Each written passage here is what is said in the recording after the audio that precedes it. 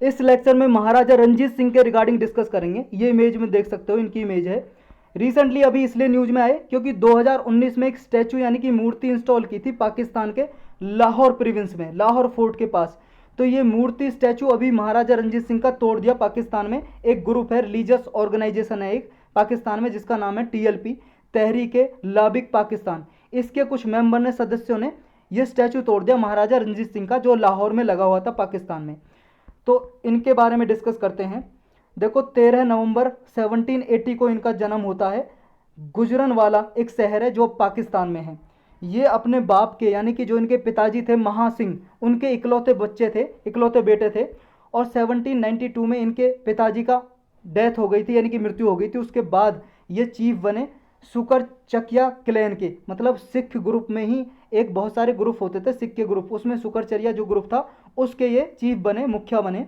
और इन्हें इनहेरिटेंस में मिला यानी कि बाप से जैसे मिलता है प्रॉपर्टी, उन्हें मिला गुजरनवाला टाउन मिला शहर, और आसपास के जो विलेज थे जो पाकिस्तान में आते हैं, पाकिस्तान के में आते हैं भाई साहब बाउंड्री में। इनका क्या क्या योगदान रहा, कंट्रीब्यूशन।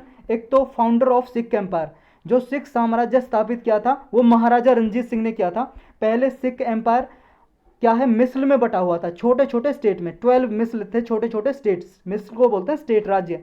इनको ओवरथ्रो करके, इनको हटा के सिख एम्पायर एक एम्पायर बनाया इन्होंने। पंजाब में जो चीफटन पहले रूल करते थे, डिफरेंट डिफरेंट जो टेरिटरी थी जिनको मिस्र बोलते थे, उन चीफटन को, मुखिया को हटा के एक साम्राज्य स्थापित किया। और मिस्र क्या थे, ये सॉवरेन स्टेट थे, मतलब सिख कन्फेडरेसी के, मतलब 18th सेंचुरी के दौरान ये पंजाब में रूल करते थे। लेकिन मुगल एम्पायर के बाद ये एस्टेब्लिश हुए थे सिख जो कन्फेडरेसी यानी कि मिस्र। लेकिन बाद में महाराजा रंजीत सिंह ने इनको हटा दिया और एक सिख एम्पायर एस्टेब्लिश किया। नॉर्थ वेस्ट जो इंडियन सब कॉन्टिनेंट है, इसको रूल किया महाराजा रंजीत सिंह ने early half of 19th century में। इनको लायन ऑफ पंजाब यानी कि शेर पंजाब के नाम से भी जाना जाता है, क्योंकि इन्होंने अफगान इन्वेडर से लाहौर कैपिटल को फ्री कराया था, मतलब आज़ाद कराया था। पहले अफगान क्या है, इन्वेड करते थे, आक्रमण करते थे यहाँ पे, तो इनको रोका था इन्होंने।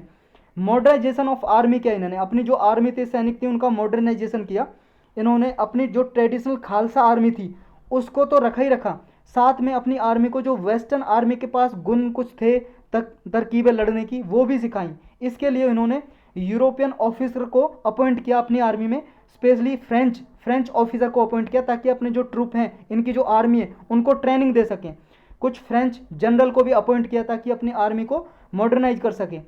वाइड एम्पायर था इनका, कहाँ से कहाँ तक फैला हुआ था। देखो जो मुगल प्रोविंसेस थी, पहले मुगल के जो राज्य आते थे मुगल साम्राज्य के, उनके लाहौर वगैरह मुल्तान तक, काबुल का कुछ पार्ट जो अफगानिस्तान में है, और इंटायर पेशावर जो पाकिस्तान में, यहाँ तक रूल रहा इनका। ये नॉर्थ ईस्ट जो रीजन आता था, यहाँ से देखो जो ये वाला रीजन वर्ल्ड का, देखो आप, ये अपना हिंदुस्तान आ गया, ये अफगानिस्तान से लेके इस ये वाला रीजन, लगभग ये वाले रीजन में इन्होंने राज किया, सिख एम्पायर एस्टेब्लिश किया। यानी कि जो इनका नॉर्थ ईस्ट वाला पार्ट था, नॉर्थ ईस्ट वाला पार्ट, ये वाले पार्ट की बात हो रही है, ये वाला लद्दाख तक फैला हुआ था। और वेस्ट, नॉर्थ वेस्ट वाला पार्ट यह यहाँ पे था, नॉर्थ वेस्ट मतलब कि नॉर्थ में लेकिन वेस्ट में, ये नॉर्थ हो गया और इधर ये वेस्ट हो गया, नॉर्थ वेस्ट ये वाला पार्ट, ये वाला पार्ट। यहाँ पे जो रिवर थी और वाले पार्ट में वहाँ तक फैला हुआ था, और आगे पंजाब तक भी फैला हुआ था। 5 रिवर जो यहाँ पे मिलती थी, जिनको पंजनाद बोलते हैं अभी भी, जो 5 रिवर हैं, सतलुज, ब्यास, रावी, ये रिवर हैं, चेनाब, झेलम, यहाँ पे।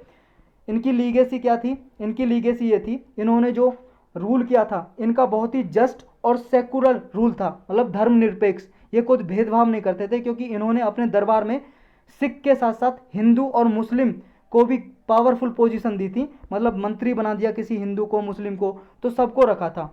नेक्स्ट है कि इन्होंने जो हरमिंदर साहिब था, गोल्डन टेम्पल का नाम था पहले हरमिंदर साहिब, जो अमृतसर में है, गोल्डन टेम्पल, नाम तो सुना ही होगा आपने।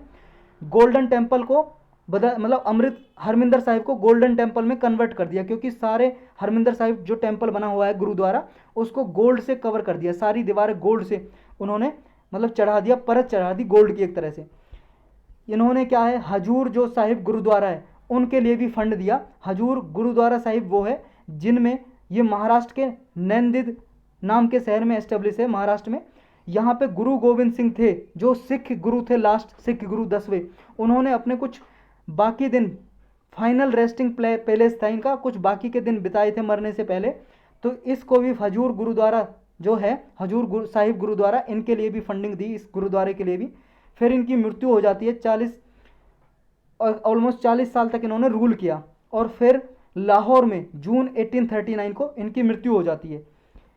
बहुत ही कम टाइम में जब इनकी मृत्यु हो जाती है, 6 महीने के लगभग अंदर अंदर, 6 साल के अंदर अंदर, सॉरी 6 साल के अंदर अंदर इनकी जब भी डेथ हो गई, 6 साल के अंदर अंदर सिख एम्पायर, जो सिख स्टेट था, वो कोलैप्स हो जाता है, मतलब डिस्ट्रॉय हो जाता है, नष्ट हो जाता है। क्यों? क्योंकि जो राइवल चीफ थे, छोटे छोटे जो पहले मिस्ल थे, टेरिटरी, छोटे छोटे मुखिया थे, उनमें आपस में लड़ाई हो जाती है, और वो चाहते हैं अलग अलग राज्य बनाना।